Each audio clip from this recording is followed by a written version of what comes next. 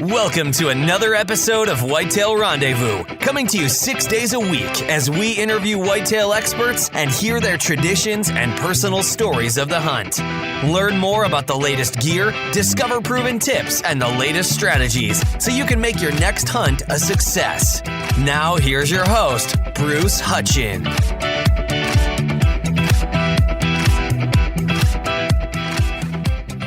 The Whitetail Rendezvous Podcast, episode number 239. Joining us on today's show is Mr. Matt Moore. Matt is the founder and producer, host of Closing the Distance TV. Matt's been at the game quite a long time, since 1997. Yes, folks, 1997, he and a staff member, Johnny Ringsinger, started Closing the Distance. They began airing in 2000. What's so special about Closing the Distance? One, the best part of the show, per Matt, is Moment of Truth segment of the show. You got to watch the show to figure it out. Deer management. Do we need to kill does? What bucks should we move from the property? And when does a buck reach full antler potential? And finally, stress periods in deer. What time of year is that? And what we can do to help mitigate that? And finally, ethical shot placement. Matt Moore has got a great show coming up. Take a listen. Hey, listeners, don't forget to text 33444. Food Plot for your free Food Plot ebook. Welcome to another edition of Whitetail Rendezvous. This is your host, Bruce Hutchin, and we're heading down to Texas today, Mount Enterprise to be exact, and we're going to connect with Matt Moore. Matt is the owner, producer, and everything at Closing the Distance TV. Matt, welcome to the show. Thanks, Bruce.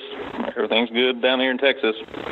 Well, yes, it is, and we talked a little bit over the weekend, and I have never shot a whitetail in Texas, so sometime along the line, I hope to get there and see what kind of deer you guys got. Yeah, Texas has always been management-minded, so not everybody, but a lot of the hunters, they'll try to get some age on the deer herd and see what the full potential is. It's pretty fun. Yeah, I look at you, and you're starting the Closing the Distance. When was that? Back in '97, I think you noted here. Yeah, we'd started the company then. We filmed for 3 years, just getting footage together, and we actually started airing on the Outdoor Channel in January of 2000. So this is our 17th year. So it's been a lot of fun over the last 17 years to see the industry change and grow. And back then, you had to tell everybody what the Outdoor Channel was. It's just a total change in the industry for sure, with all the networks and television media. It's really neat to know the history of doing it so long. Yeah, and why did you, and I think Johnny Ringsinger, why'd you start it? I had bought out a deer scent business, and it was basically just a mail order business. We had a few dealers, but we sold deer scent and lures in the bulk. We sold a lot of big pint sizes and gallon sizes, and we had contracts with some deer farms that collected urine, and we sold it to other people who privately labeled it, and we started the production part of it. I wanted to film a video to show the deer scent product being used in the field, and we had made a video about that, and some sponsors that saw it and said, y'all's footage and information is better than what's on TV. Start a TV show, and I'm like, how do you do that? So what's a TV show? And we started just filming and getting ready for that, and Johnny had helped me out a lot with it, and it just kind of started off just of a need to help advertise. There was a company called Whitetail Product is what it was, so it kind of started from there. Wow, and talk about the camera gear you had back there as opposed to what we got today. It's totally different. Everything back when we were just started in it in that 1996, 97, in that time frame, the digital format had just hit the market, and everybody else was using the big beta cameras and that digital. They called it mini DV is what was the term back then, and that terminology of that format had just hit, and people were kind of a little scared of it really, and I had bought a mini DV camera and took some footage into a big editing studio, and they just couldn't believe the quality of that format. And then it went from that to everything now, where it's full HD and everything's it's stored on a card. You don't have tapes anymore. You went from logging around big beta cameras with big beta tapes to having something that can fit in the palm of your hand. It's really unbelievable how technology has changed. It's in a good way, really in a good way. It's so much easier now to capture a deer hunt than it used to be. When you started out, where did the name Closing the Distance come from? It was just strictly with me.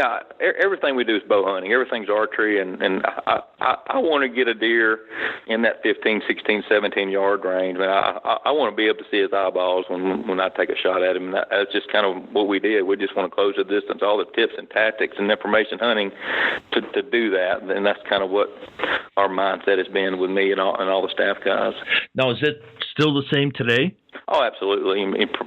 Even more. Today, even with trail cameras being so popular and being such a huge tool in hunting, whether you gun hunt or bow hunt. Right now you seldom kill a deer now that you don't know about. It's odd to have to actually or even see a good deer that you hadn't had some type of history with, basically because of trail cameras. So for sure, yeah, you're really wanting to close the distance on that particular deer. We hunt more particular bucks, or we have a deer on the hit list more now than ever, basically because of how technology has changed the way you hunt.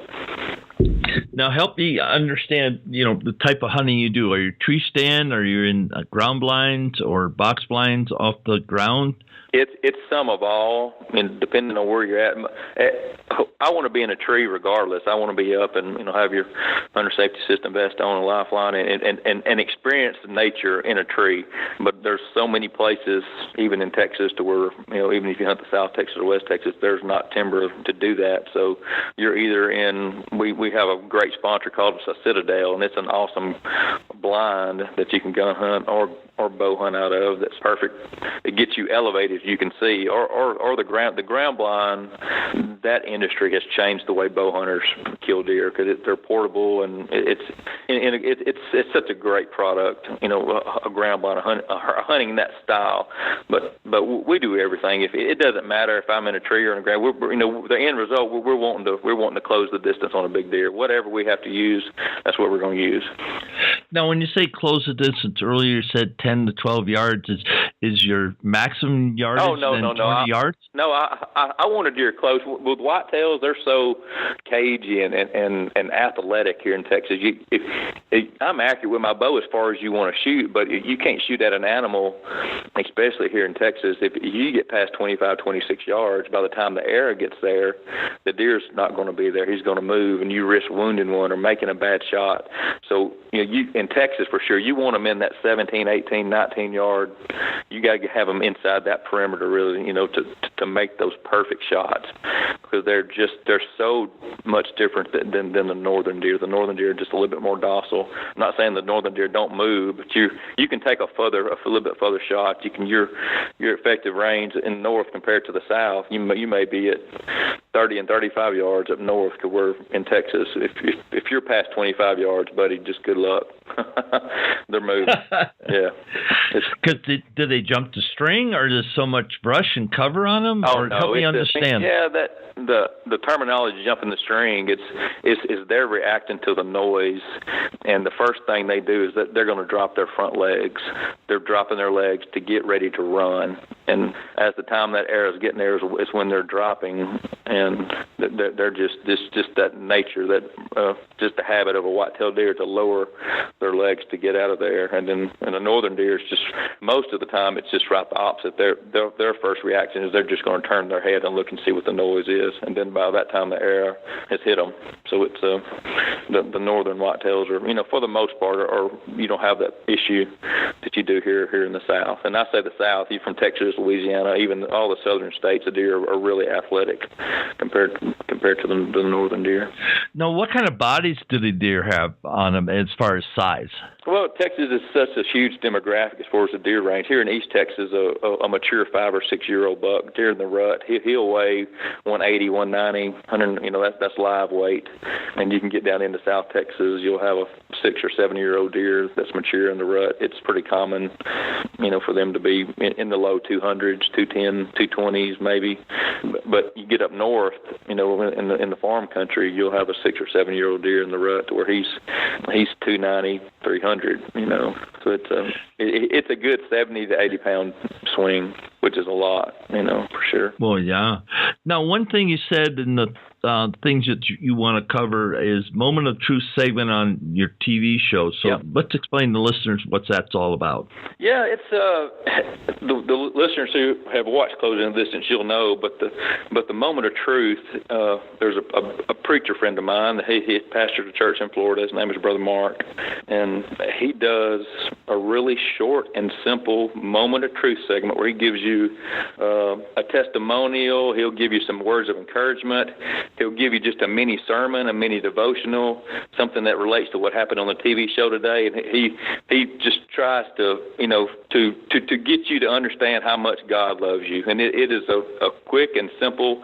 It is the best part of our show, and we've been doing that for a long time. And if I would encourage you just to watch Closing the Distance, just to hear what Brother Mark has to say. He's a diehard bow hunter who understands hunting, and he loves the Lord, and he's passionate about both, and he comes across great. And you can watch our shows. If you don't get the Pursuit channel, you can find us on Carbon TV and watch them, or look us on YouTube just to hear the last 60 seconds of the show. I guarantee you it's worth it.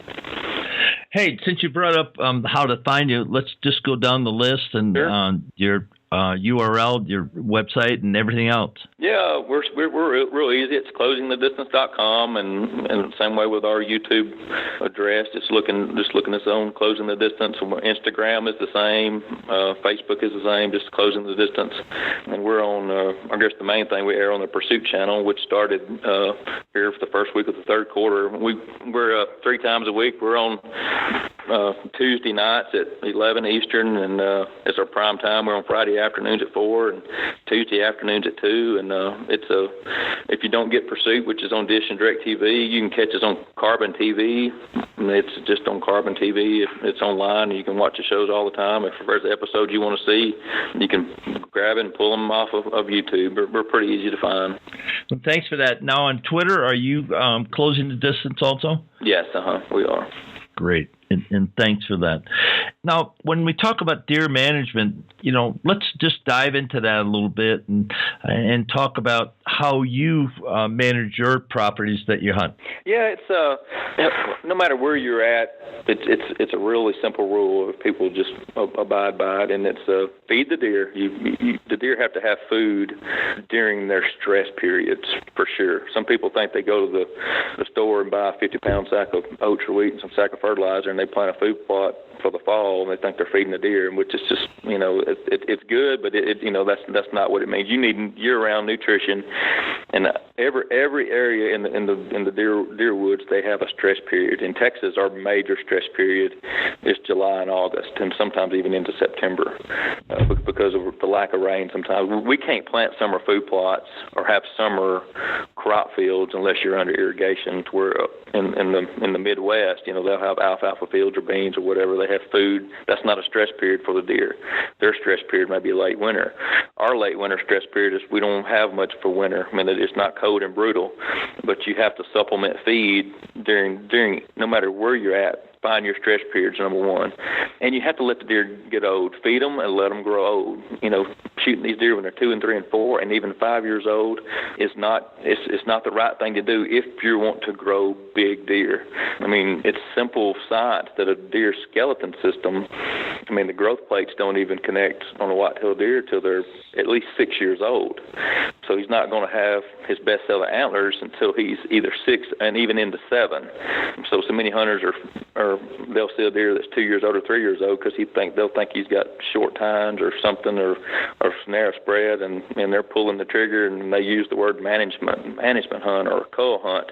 They use these words that TV shows use to justify us having an excuse to kill a deer for film is what it was. And then hunters are using these words to justify themselves just wanting to kill a deer. So it's and I've made those mistakes 1,000 times, and even a lot of other people in TV media, we'll shoot a deer and use the cull word or management word just to justify ourselves needing footage. It's basically what it boils down to, which is totally wrong. And I've done my best in the last several years to stop that. And just if a hunter would ever if you're shooting two-year-old deer, wait till they're 3. Let a 3-year-old pass. If you let a 3-year-old deer buck pass, wait till he's 4. And once you start doing that, you get in the habit of doing it, and it's so fun to see a deer age and get to that 7-year-old stage, because they're so mature, and it's an unbelievable animal to let a deer get some age on him. For our listeners, how old do your deer get before they just die of old age or teeth wear away or whatever? What's their upper age? 10, 11, 12 years old, before deer just depend. It's a lot to do with depends if, depends on their stress, depends on predators. If a deer's got groceries, he's got a place to hide, and he's got food, he's, unfortunately, he's going to get run over by a car or get shot with a bullet or arrow before he just dies of old age. That's rare in the wild on a whitetail deer, just because they've got so many obstacles. Because they have a lot of predators trying to get them. Yes, they do. Yeah. Yes, they do. How long is your hunting season from start with archery and then when it ends? How many months? Well, in Texas, the archery season starts either that last weekend of September or 1st of October. Texas gives hunters 5 weekends to bow hunt, and then the general rifle season comes in. But you can bow hunt all through the general rifle season as well. So it's October, November, and December. It closes usually the second week or so in January.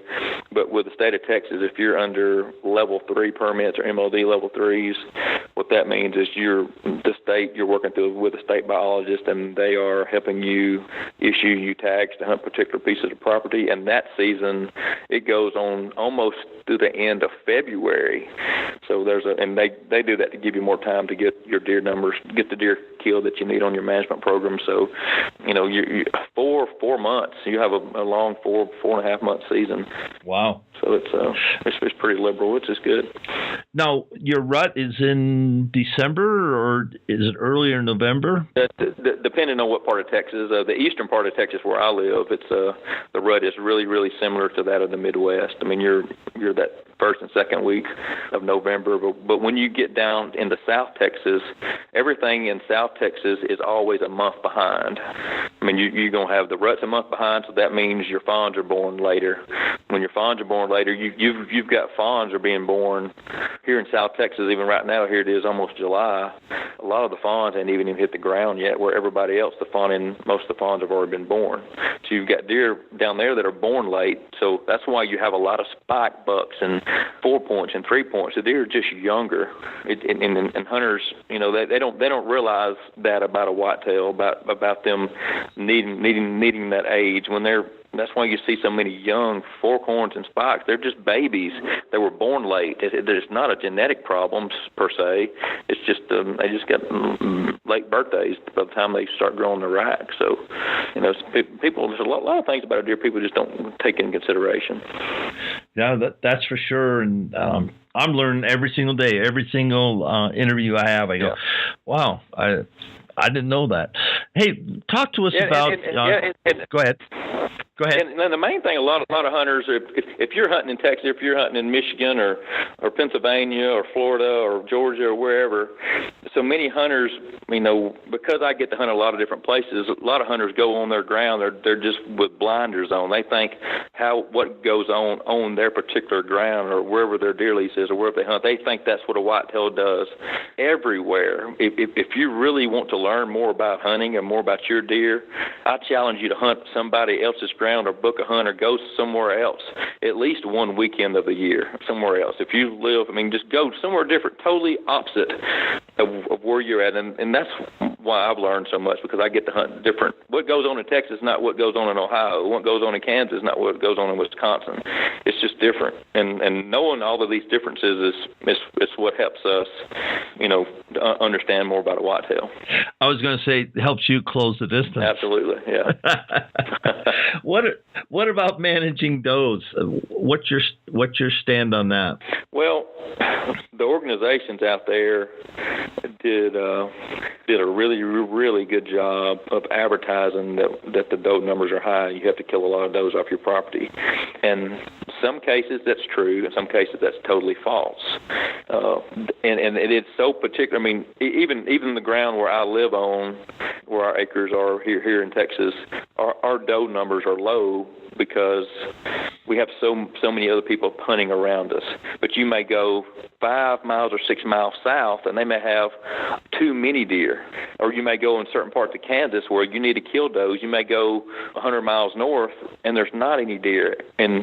But it's been crammed down our throat with magazines and other TV shows. Shoot your does, shoot your does, shoot your does.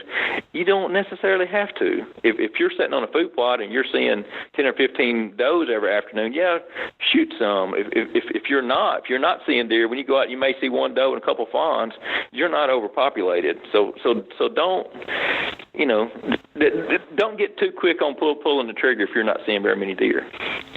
So is there a magic number if you've got 100 acres and you're seeing 10 does a sit, that's way too many does? Or help me out with those numbers. Well, the numbers are on some ground that we manage in South Texas, and every year, because of the brush and it's low, it's really easy to count your deer. We do helicopter surveys, and you get in the helicopter and you fly a grid pattern, and you're actually looking at the deer on the ground and counting them, and you do it year after year after year after year after year, and you get patterns, and you can, it's so fun, and you learn so much.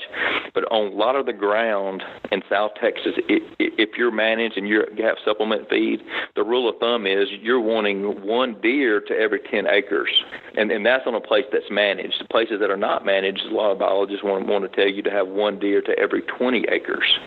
So it's a really easy math to figure out how much ground, how many acres you have, and to knowing if you're overpopulated or not. It's not rocket science to figure it out. It's really simple. No, that's in Texas. Now, I haven't talked to a biologist in a long time up in Wisconsin, but, we got some fields with alfalfa. There'll be 20 or 30 does out there, but they come off. Yeah, but that's what you have to remember. There may be 20 or 30 standing in that 10 or 15 acre alfalfa field, but that's all the deer.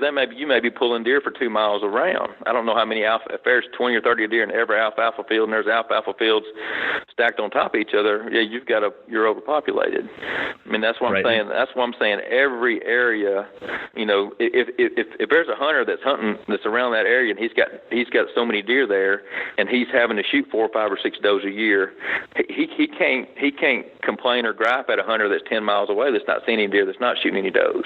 And that's what I'm talking about. Is you got to know just what's going on in your ground don't necessarily mean what's going on a few miles down the road. Every track is different, and that's what makes whitetails so unique. Yeah, I like what you said a minute ago. Go someplace different, and see how your skills stack up. That's how I heard what you're saying, because it really will open your eyes. And I've been fortunate enough to do that. And you go, wow, I wonder if that would work back at the farm, where we typically hunt.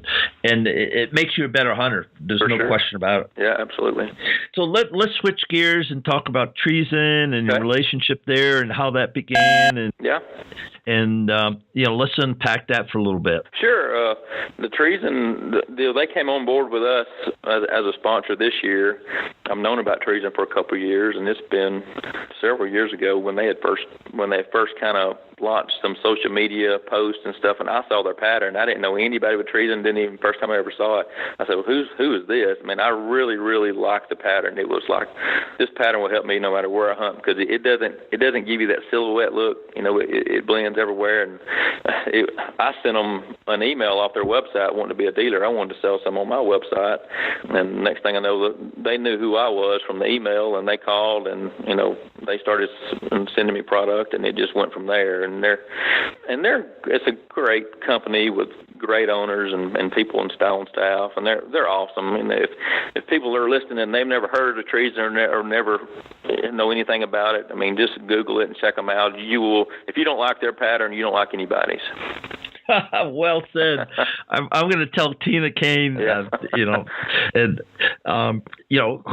the people running that? Why don't you just go down the list and well, I mean, it's you got Cobb that's he says he's in charge. I think he'll tell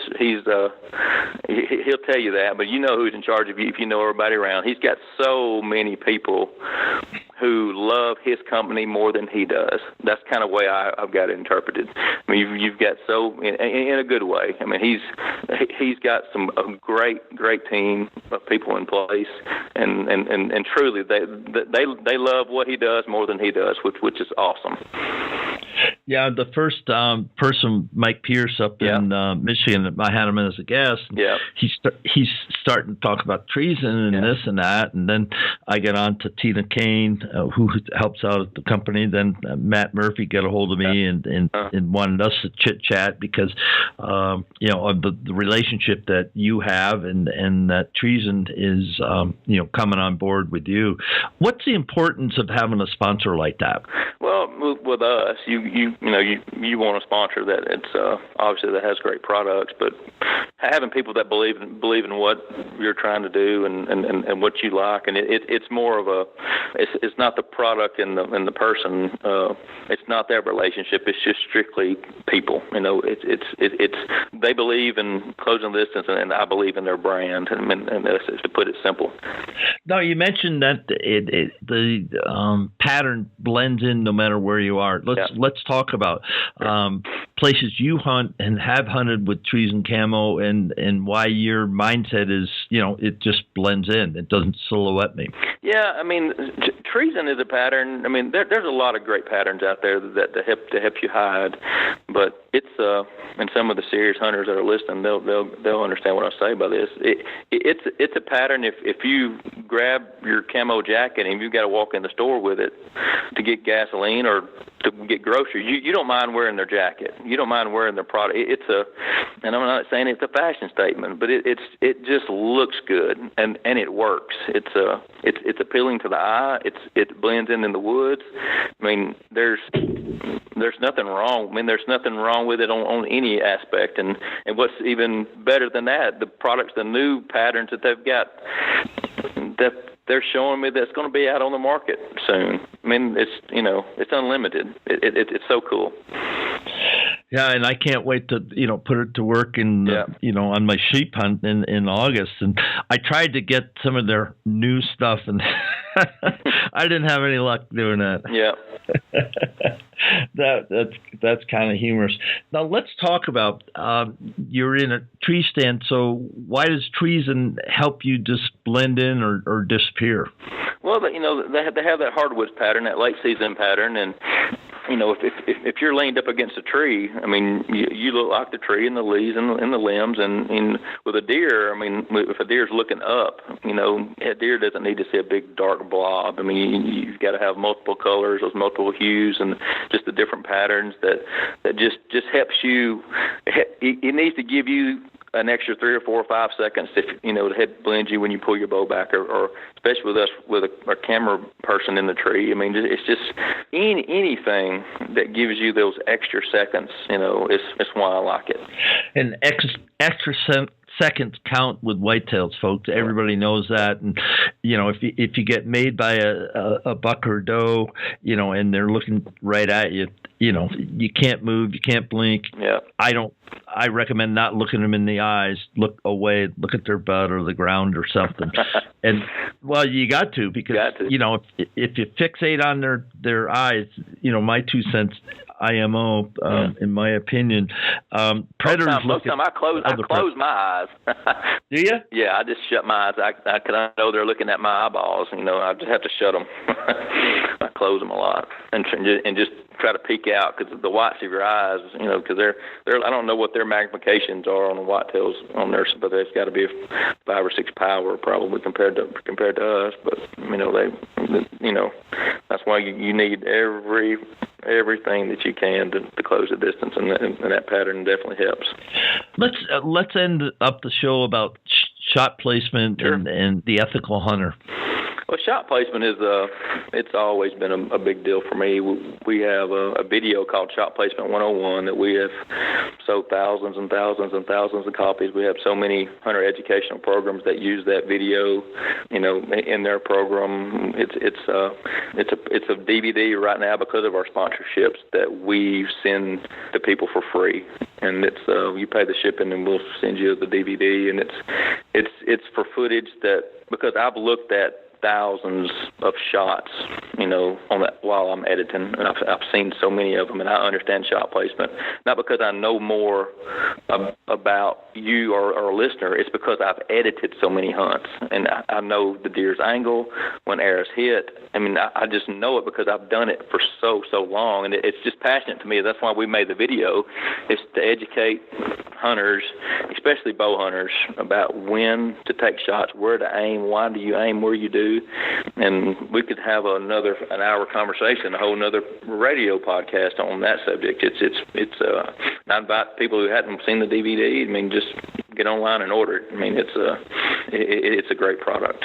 And where do they order again? They can just go to closingthedistance.com, and even on the homepage, you can click on the store on there, and there's a shot placement DVD at the bottom. Click on it to get it here. It's really simple to order it online. Well, thanks for that. And we're right up at the end of the show here, Matt. So, hey, give some shout outs to your sponsors, to people that have helped you along the way, and whoever else you want to mention. Oh, absolutely. Yeah, we already talked about Treason, a great company. I invite everybody to check them out. If anybody that's ever bow hunted, you for sure know about Loom Knock. They've been with us since day one. It's an awesome product. Would say, you can just, which goes back to the shot placement. If you got your Loom Knock on your arrows, you can see where your arrow goes. And hunter safety system. If you're in a tree, we talk about hunting in trees. If you're not wearing a hunter safety system vest, put it bluntly, you're an idiot. Safety is number one, and that company has you covered. Whatever you want, whatever size you are, men, women, boys, or girls, they've got you covered. And if the new hunters out there, if you've been watching TV and following media, you know about Ozonics. It is an unbelievable product, especially for bow hunters. If you're a gun hunter, strictly a gun hunter, Ozonics should be illegal for you. That's how good that is. It just should be. Bow hunters, because what I mean by that, you still have to pull your bow back and close the distance. You still have to know more about scouting and know where to hang stands. But gun hunters sitting in trees where they're shooting deer 75 yards, 100 yards out, Ozonics should be against the law, because they're not going to smell you with that. Matthews has been our bow sponsor for forever, and we shoot executioner broadheads, and I mentioned to some of you, even the ones up, the northern hunters that are listening, if you want to stay warm and you love to bow hunt, maybe check out the Citadel blinds. It's an awesome product for a bow hunter, especially the bow hunters who love that late season hunts where they want to have a heater in the blind and they want to stay warm when it's down below zero and when the wind chill factor is bad. You may want to check out that product. It's awesome. Thanks so much for being a guest, Matt Moore of Closing Distance. And across North America, we've got listeners that learn a little bit more about whitetail hunting. So, Matt Moore, thank you so much for being on the show. Okay, thanks, Bruce. Make sure you listen to the next episode of Whitetail Rendezvous. We're going to head to Wisconsin and meet up with Justin Johnson of Commit Outdoors. Justin's got a great story to tell, and he tells about hunting his 12-acre plot in Wisconsin. I should say woodlot. It's going to be a good show, folks.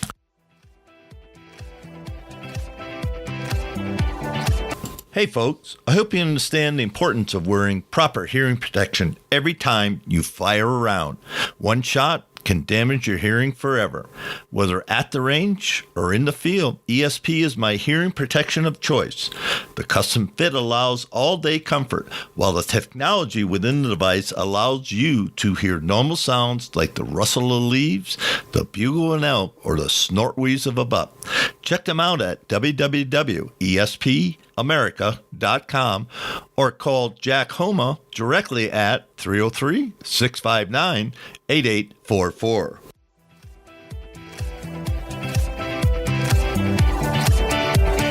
Thanks for joining us. Be sure to tune in tomorrow for another episode of Whitetail Rendezvous, where you can listen and learn from the experts so you can be more successful on your next hunt. Until next time, listen, learn, and succeed.